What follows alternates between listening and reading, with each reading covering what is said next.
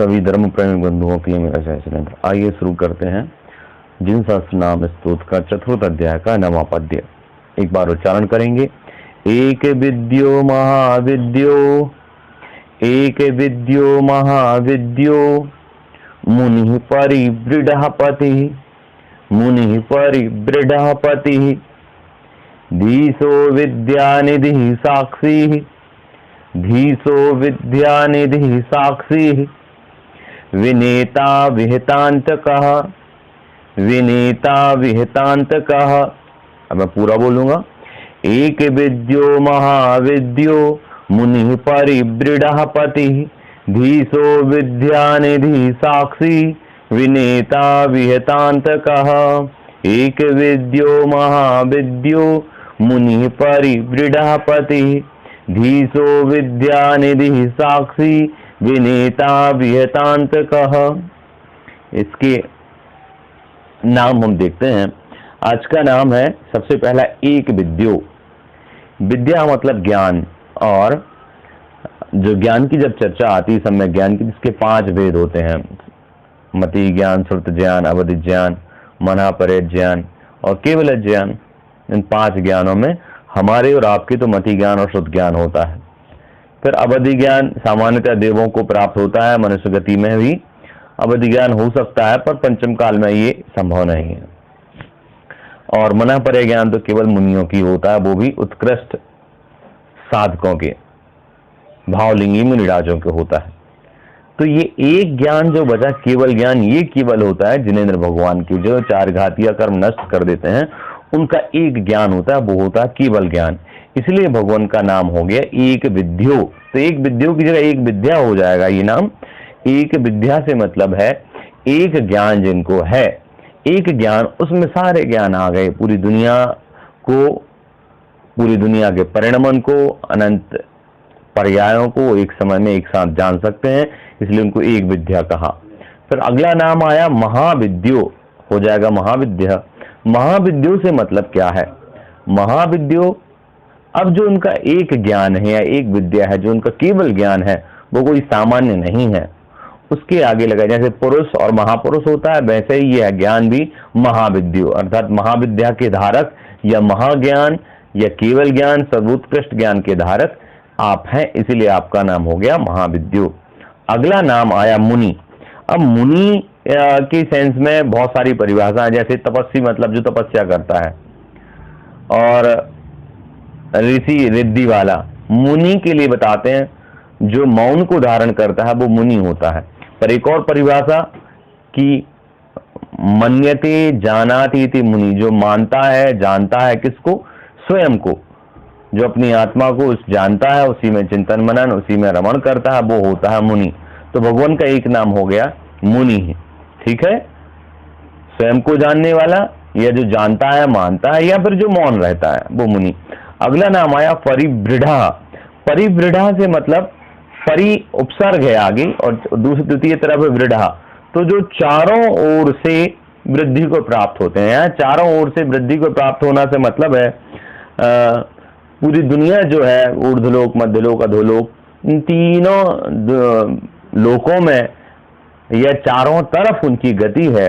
चारों तरफ से गति से मतलब है वो हर जगह वृद्धि को प्राप्त है, चाहे वो ज्ञान गुण हो, चाहे वो दर्शन गुण हो, चाहे कोई भी गुण हो, हर तरीके से उनके गुण बढ़ रहे हैं या बढ़ते हैं।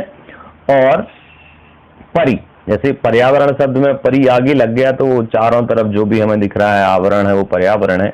ऐसी परिवृढ़ा, परि मतलब चारों तरफ से वृद्धि को जो प्राप्त होते हैं वो होते हैं परिवृढ़ा।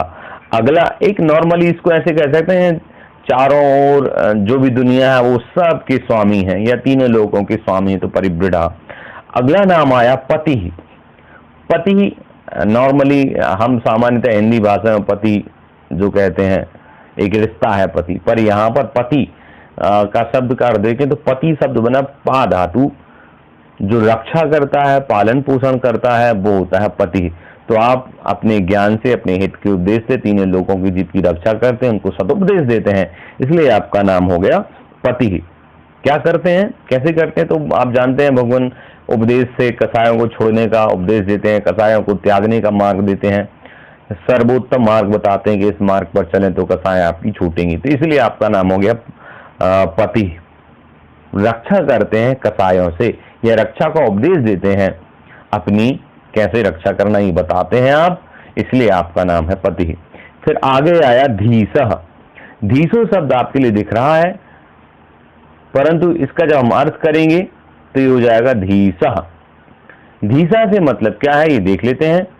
धीसा से मतलब है, धी मतलब बुद्धि और आगे जुड़ गया उसमें ईसह, तो हो गया धीसह।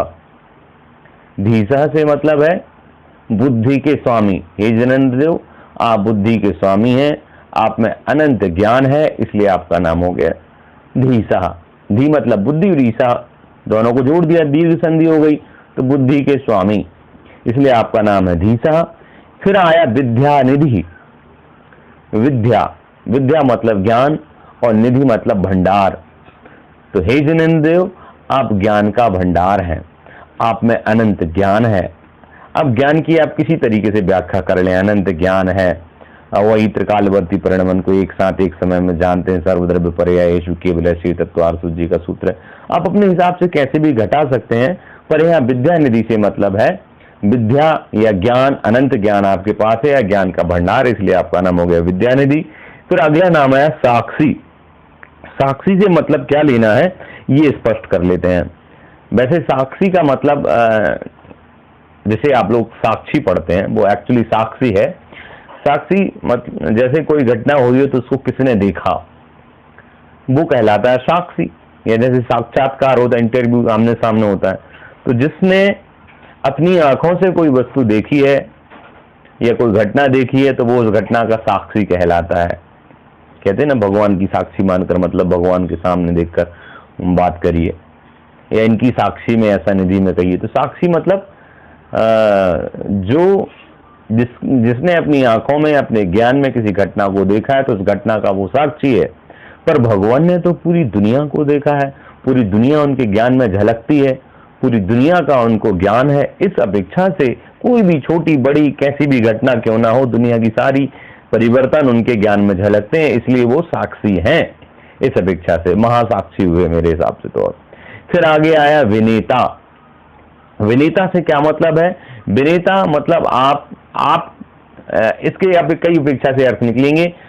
जिनेंद्र देव की विनय सभी करते हैं, या जिनेंद्र देव आप विनयवान हैं, या आपके प्रति सबका समर्पण है।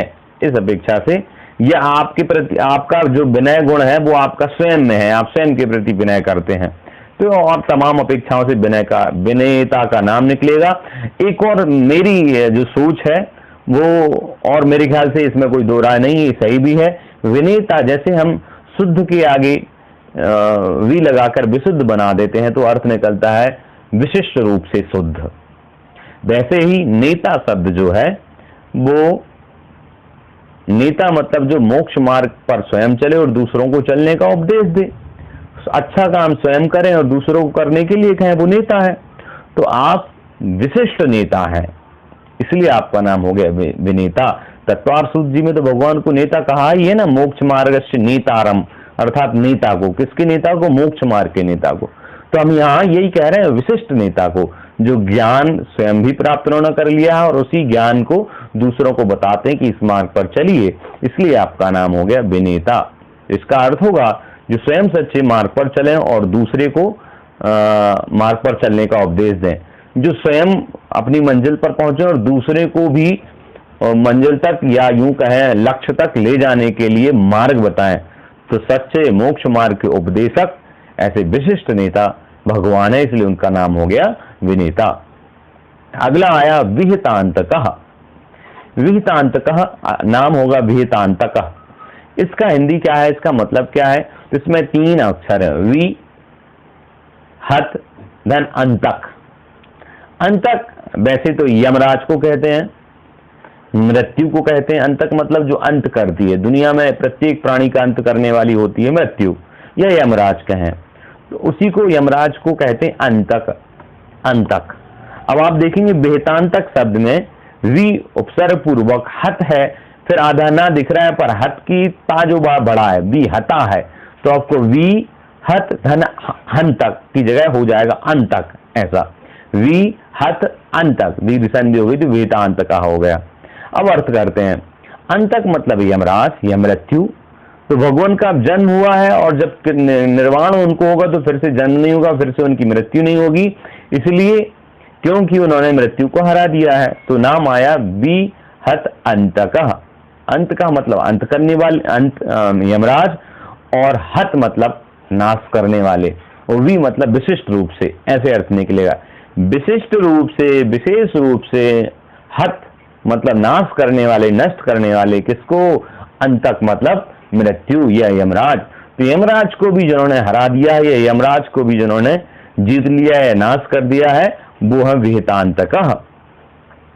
अब यहाँ यमराज कोई व्यक्ति नहीं है, यमराज से मतलब मृत्यु, तो आपका नाम हो गया विहितांतकः। कितने नाम हमने देखे? तो एक विद्या महाविद्या, मुनि, परिवृढ़, पति, धीसो, विद्यानिधि, साक्षी, विनीता और विहितांतक, ऐसे 10 नाम हमने देखे। इनमें जिस किसी भी नाम में आपको डाउट लगे कमेंट में बता दें, उसको हम बता देंगे। तो ये मेरे ख्याल से आपको श्लोक समझ में आया होगा। 9वां पद्य, आइए देखते हैं 10वां पद्य। पिता पितामह पाता पवित्रः पावनो गतिः। पिता पितामह पाता पवित्रः पावनो गतिः। त्राता वृषग्वरो वर्यो, त्राता वृषग्वरो वर्यो वरदः परमः पुमान्। पिता पितामहः पाता पवित्रः पावनो गतिः। पिता पितामहः पाता पवित्रः पावनो गतिः। त्राता वृषग्वरो वर्यो वरदः परमः पुमान्। त्राता वृषग्वरो वर्यो वरदः परमः पुमान्। इसमें संयुक्त अक्षर केवल एक है, पवित्र, और त्राता भी संयुक्त अक्षर है, परंतु त्रा अपने आप में बड़ा है तो वैसा बोलने की जरूरत नहीं पड़ेगी। आइए एक बार मैं पूरा श्लोक बोल रहा हूँ। पिता पितामहः पाता पवित्र पावनो गतिः। त्राता वृषग्वरो वर्यो वरदः परमः पुमान्। अर्थ देखते हैं। पिता, भगवान के लिए पिता कहा। अब पिता के कई अर्थ हैं। वैसे शब्द, मूल शब्द पिता का पितृ, तो जो रक्षा करे, रक्षण करे, पालन पोषण करे, वो होता है पिता। भगवान का नाम पिता क्यों कहा? क्योंकि भगवान रक्षा करते हैं, कर्मों से रक्षा करने का उपदेश बताते हैं, हित का उपदेश देते हैं, सच्चे मार्ग पर लगाने के लिए दिव्य ध्वनि से, शास्त्रों से उपदेश उनका हमारे पास आता है। इसीलिए आप कर्मों से, दुखों से दूर होने का या दुखों को नाश करने का उपाय बताते हैं। इस अपेक्षा से आप पालन करता, पोषण करता हुए तो आपका नाम हो गया पिता। या फिर पिता का एक पर्यायवाची गुरु भी है, तो आप पूरे लोक में सबसे बड़े गुरु हैं, सबसे बड़े विद्यावान हैं, इस अपेक्षा से आपका नाम है पिता। अगला पितामह, भगवान का नाम पितामह भी है। पितामह कहने से मतलब पिताओं के पिता, अर्थात गुरुओं के गुरु। अब यहां पर जो शब्द है पिता, ये सामान्य पिता है। इसका मीनिंग आप तो गुरु ले लें या फिर फादर ले लें। तो जो हमारे पिता के भी पिता हैं, पिता भी जिनको पिता माने, पितामह का सामान्य हिंदी अर्थ होता है दादा, पिता के पिता होता है। पर यहाँ पर जो अर्थ गुरुओं के गुरु या फिर हमारे पिता जिनको पूछते हैं उनके भी गुरु, आप कहने का मतलब है आप अपन लोग बोल रहे हैं हम उनके भी वे हैं, पिता के पिता या गुरुओं के गुरु, मतलब सर्वश्रेष्ठ गुरु आप हैं, इसलिए आपका नाम हो गया पितामह। आगे नाम आया पाता। पाता में अर्थ होगा जो रक्षा करते हैं। पाता मतलब जो रक्षा करते हैं, पालन पोषण करते हैं पिता की तरह। पाता मतलब एक तरह से पालक। पालक मतलब जो पालन करे, तो आप पालन करते हैं, अपने ज्ञान से मोक्ष मार्ग पर चलने का उपदेश देते हैं। भव्य जीवों के लिए तो आप पिता के समान ही हैं, क्योंकि भव्य जीव भी ज्ञान के अभाव में कुछ नहीं कर सकते। भले ही वो मोक्ष जाने की शक्ति उनमें है, पर जब तक आप ज्ञान नहीं देंगे तो वो कुछ नहीं कर सकते। तो इस अपेक्षा से आप पितामह पाता है, पाता मतलब पालक हैं दुनिया के। फिर आगे नाम आया पवित्र। आपका नाम पवित्र भी है, क्यों? क्योंकि आप पवित्र हैं, आप स्वयं भी पवित्र हैं, दूसरों को पवित्र होने का उपदेश देते हैं। आपके संपर्क में या आपके समोसरण में जो भी व्यक्ति जाता है उसकी बुद्धि भी साफ हो जाती है, सारी प्रकार की शंकाएं जो उसके मन में रहती हैं वो सारी समाप्त हो जाती हैं। इस अपेक्षा से आपका नाम क्या हुआ? पवित्र, मतलब आप पवित्र करते हैं। फिर अगला नाम आया पावनो, तो हो जाएगा पावनः। पावनः से मतलब है पावन है आप, वही पुनीत है, पावन है, पवित्र है, वही पावन कहो, पुनीत कहो, पवित्र कहो, ये पर्यायवाची हैं, पावन है, पवन नहीं है, ये पावन है। पावन से मतलब वही पवित्र। ठीक है। अगला नाम आया, आपको दिख रहा होगा अगला नाम गति, पर ये दो अपेक्षाओं से नाम निकले। अगर संधि विच्छेद करेंगे और पावनों के पहले बाद अवग्रह है तो अगति भी नाम निकलेगा और गति भी नाम निकलेगा, और दोनों अपेक्षाओं से अर्थ भगवान पर लागू हो जाएंगे। पहले हम गति शब्द का अर्थ समझते हैं। गति मतलब, वैसे तो जिस गति में हम जाते हैं वो गति होती है, तो भगवान एक ऐसी अनूठी गति में है, जैसे पंचम गति का, उस गति में कोई बिना तपस्या के, बिना कर्मों को नाश किए नहीं जा सकता, और सभी भव्य जीव आपके जैसी गति को चाहते हैं। तो सर्वोत्कृष्ट गति वाले या सब आपको जानना चाहते हैं, आपकी जैसी गति चाहते हैं। गति का मतलब ज्ञान भी है, तो आपकी बराबर ज्ञान सब चाहते हैं, या आप ज्ञानवान हैं, आप सब जानते हैं, इसलिए आपको गति कहा। अब एक गति का मतलब गमन के सेंस में भी है, गमन जाने के अर्थ में भी है, और आगे लग गया आ, अगर अवग्रह बना है किसी किसी की पुस्तक में हो सकता है। तो अगति से मतलब आप सिद्ध जब बन जाते हैं तो एक ही स्थान पर रहते हैं, वहां से हटते नहीं है, गमन नहीं करते हैं, इसलिए आपका नाम हो गया अगति। अगति के बाद नाम आया त्राता। त्राता से मतलब है रक्षा करने वाले। रक्षा करने वाले से मतलब है आप कर्मों से बचने का उपाय बताते हैं, कर्मों से जीवों की रक्षा करते हैं, आप कर्म नाश करने की विधि बताते हैं, इसलिए आप रक्षक हैं। या रक्षक कहें या त्राता कहें, एक ही मीनिंग है। भय, कष्ट, रोग निवारण आपकी भक्ति करने से, आपकी अनुराधना आराधना करने से होती, इसलिए आपके लिए त्राता कहा। फिर आगे भगवान का नाम एक और आया विशक वरो। अलग अलग करेंगे तो हो जाएगा विशक वरह। विशक वरह से क्या मतलब है? विशक मतलब होती है वैद्य। वैद्य जानते हैं, डॉक्टर का हिंदी रूपांतरण होता है वैद्य। तो जैसे वैद्य जो होता है वो रोगों को दूर करता है औषधि के द्वारा। आप भी ज्ञान औषधि से, ज्ञान रूप औषधि से समस्त प्रकार के रोगों को हरते हैं। आप स्वयं भी बीमार नहीं हैं और दूसरे का रोग भी हरते हैं, इसलिए आपको कहा विशक वरह। वरह मतलब होता है श्रेष्ठ।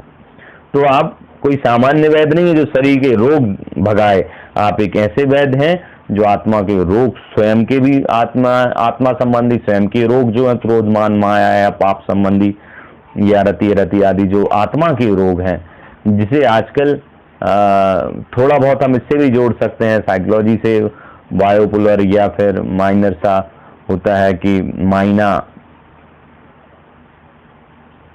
साइकोलॉजिकल डिसऑर्डर्स जो होते हैं, जिनमें कई प्रकार की, किसी को डर की होती, किसी को डाउट बना रहता है, कोई भूलने की आदत रहती है। तो ये रोग हैं जो शरीर से भी संबंधित नहीं है, पूर्णतः आत्मा से भी नहीं है। तो कहीं ना कहीं दिमाग और आत्मा से ये जुड़ी हुई चीजें हैं, क्योंकि आत्मा हमारी जो कर्म और आत्मा दोनों मिली जुली पर्याय है।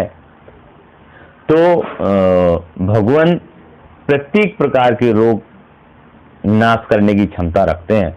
इवन आप ये भी जानते होंगे, ऐसी कई रिद्धियां हैं जब भगवान मुनि अवस्था में रहते हैं, जिस स्थान से वो निकल जाएं, या ऐसी रिद्धि उनके पास होती कि जिस तरफ भी वो छींक भी दें या जिस तरफ उन आस देख लें तो उस तरफ की सारे लोगों के रोग नाश हो सकते हैं, जो 64 रिद्धियों का आप नित्यापरगम पाद में पढ़ते हैं। तो भगवान अब तो और श्रेष्ठ होगा, जब केवल ज्ञान हुआ तो उनके प्रभाव से सारे रोग दूर हो जाते हैं। जब तक जो समोसरण में रहेगा उसको कुछ नहीं होता है। तो इसलिए भगवान का नाम आया विषग्वरो। विषग्वरो मतलब श्रेष्ठ वैद्य हैं। श्रेष्ठ वैद्य हैं मतलब आजकल के डॉक्टर नहीं, खुद बीमार है, खुद दूसरे के यहाँ इलाज उनका चल रहा है, पर आप एक ऐसे हैं जिनका इलाज किसी के यहाँ नहीं चल रहा है, जो पूर्णतः स्वस्थ हैं, अपने आप में स्थित हैं, और जिनके ज्ञान से, जिनकी बुद्धि से, जिनके बताए हुए मार्ग से दूसरों का इलाज होता है। इसलिए आपका नाम हो गया विषग्वरः। फिर अगला नाम आया वर्यो। वर्यो का हो जाएगा वर्यः। वर्यः सामान्यतः से संस्कृत में वर्यः नाम के बाद लगाते हैं, जिसका मीनिंग होता है एक तरह से सम्मान देना। तो आप श्रेष्ठ हैं, आपको सब चाहते हैं, और आप यूं कहें कि वर्यः वर्णि योग्य हैं। मतलब वर्णि योग्य से मतलब है कि आपको सब चाहते हैं, आप तक सब पहुंचना चाहते हैं, आप जैसा सब बनना चाहते हैं, इसीलिए आपको ससम्मान ये नाम दिया वर्यः। मतलब वर्ण करने योग्य कह दें, या आपको सब चाहते हैं, आप जैसा सब बनना चाहते हैं, आपको सब प्राप्त करना चाहते हैं, ऐसे आप हैं, इसलिए आपका नाम है वर्यः। अगला नाम आया वर्यः के बाद आया वरदः। वर मतलब श्रेष्ठ, और दा आगे लग गया तो हो गया वरदः। दा मतलब देने वाले, वर मतलब श्रेष्ठ। तो श्रेष्ठ देने वाले, श्रेष्ठ करने वाले, है ना। तो भगवान कोई सामान्य वस्तु तो देते ही नहीं है, धन पैसा जो नाश हो जाएगा या सांसारिक सुख। भगवान ऐसा उपाय बताते हैं कि जो सुख एक बार मिल गया वो नष्ट ना हो। तो वर अर्थात श्रेष्ठ वस्तु को देने वाले होते हैं वरदः। ठीक है। अब इसका कहीं ये मीनिंग नहीं निकल रहा है कि जो श्रेष्ठ नहीं है उसको नहीं देते हैं। उनकी भक्ति करें तो कुछ लोग निदान भी करते हैं। रावण जैसे जीव ने निदान किया था कि मैं विद्याधर बनूं, तो विद्याधर बना। तो आप उनके बताए हुए मार्ग पर चलेंगे तो आपको श्रेष्ठ ही मिलेगा, ये विश्वास होना चाहिए। वही इस नाम का अर्थ है कि श्रेष्ठ देने वाले। फिर आगे नाम आया परमः। परमः से मतलब क्या है? परमः पालन करने वाले, रक्षा करने वाले, और माननीय। परम पालन करता, रक्षण करता, और श्रेष्ठ जो है वो हो गए परम। ऐसे तो वैसे पूरी अतिथि परमः, जो पूरा करे, पालन करे, पोषण करे, रक्षा करे, वो होता परमा। फिर आगे आया भगवान का नाम पुमान। पुमान से मतलब भी वही है, पालयतीति पुमानः, रक्षण करता, पालन करता, पवित्र करता, पुनीत करता, पूत करता। कहने से मतलब है जो पवित्र करे, जो पालन करे, जो रक्षा करे, वो होता है पुमान। पुमान मतलब श्रेष्ठ पुरुष भी होता है, परंतु यहाँ श्रेष्ठ पुरुष से मतलब जो पालन करे, रक्षा करे, जीवों के लिए सच्चे मार्ग पर चलने का उपदेश दे, वो होता है पुमान। तो इस पद में हमने पिता, पितामह, पाता, पवित्रः, पावनः, गतिः, त्राता, विषग्वरः, वर्यः, वरदः, परमः, पुमान, 12 नाम पढ़े। पिछले पद में हमने 11 नाम पढ़े थे, आज हमने 2 पद्य पढ़े। दोनों ही पद्यों में यदि किसी नाम में डाउट हो तो आप कमेंट बॉक्स में बता सकते हैं, हम देख सकते हैं। आइए जिनवाणी स्तुति करते हैं। जिनवाणी के ज्ञान से सूझे लोकालोक, सोवाणी मस्तक नमो सदा देत हूँ दोख। 9 बार नमोकार मंत्र पढ़े, फिर क्लास को ऑफ करेंगे। जय जिनेंद्र।